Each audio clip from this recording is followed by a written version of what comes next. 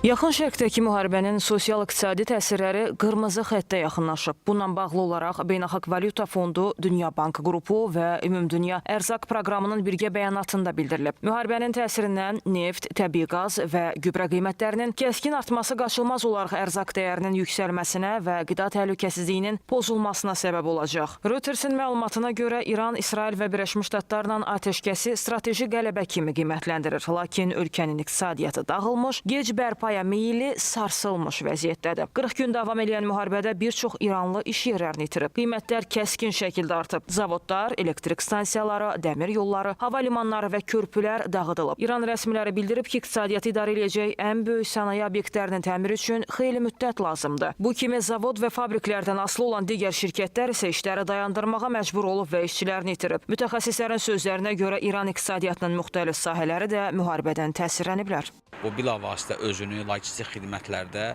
büdcə daxil olmalarında, tranzitlərdə, risklərin yüksək olması səbəbindən xərclərin artıq olmasında, o cümlədən də büdcə öhdəliklərinin yerinə yetirilməsində, bərpa quruculuq işləri üçün kifayət qədər vəsaitin tələb olunduğu formada sosial həyatın aşağı olmasında və istər iqtisadiyyatın ayrı-ayrı sektorlarında, istərsə də sosial istiqamətdə öhdəliklərin yerinə yetirilə bilməməsi səbəbindən düşünürəm ki, qarşıdakı 5-7 il ərzində ən azı İranı ağır iqtisadi durum gözləyir. Hələ hazırki vəziyyətdə proses bu gün bitərsə. Bildirilir ki, aktiv müharibədən sonra hökumətlər davamlı sülhü təmin eləmək və iqtisadiyyatı bərpa eləmək kimi vəzifələrlə üzləşirlər. Qonşu iqtisadiyyatlar və ya münaqişənin baş verdiyi ölkənin əsas ticarət tərəfdaşları müharibədə iştirak edən ölkə qədər əziyyət çəkirlər. Savaşın ilk illərində bu ölkələr tez-tez istehsalda cüzi azalmalar yaşayırlar. 2026-cı ildə başlayan Birləşmiş Ştatlar-İran müharibəsi dönəmində də bir çox ölkələr sözü gedən problemdən əziyyət çəkirlər. Bərpa prosesinin isə bir qədər vaxt alacağı proqnozlaşdırılır. Mütəxəssislər bildirirlər ki, neft sahəsində yaranan problem 3-4 ay, qaz sektorunda yaranan problem isə 5-6 il ərzində həll olunacaq.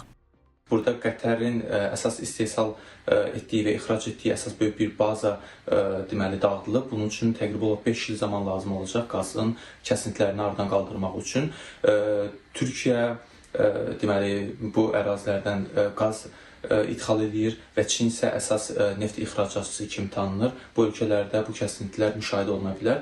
Digər qida sahəsinin üzrə isə dənli bitkilərdən çatışmamazlıq ən çox Avropa ölkələri, Pakistan və Bangladeş və Çin ölkələrində də müşahidə oluna biləcəkdir. Qeyd eləyək ki, bəzi ölkələrin iqtisadiyyatı İrandan və dolayı yolla Hörmüz boğazından birbaşa asılıdır. Müharibə İran iqtisadiyyatına bağlı olan ölkələri hələ də çətin vəziyyətdə saxlasa da, Hörmüz boğazının atəşkəs müddətində açılması vəziyyəti bir qədər yumşaldır. Boğazdan istifadə edərək tranzitlə məşğul olan ölkələr zərər görən iqtisadiyyatı bu yolla yenidən bərpa eləyə bilirlər.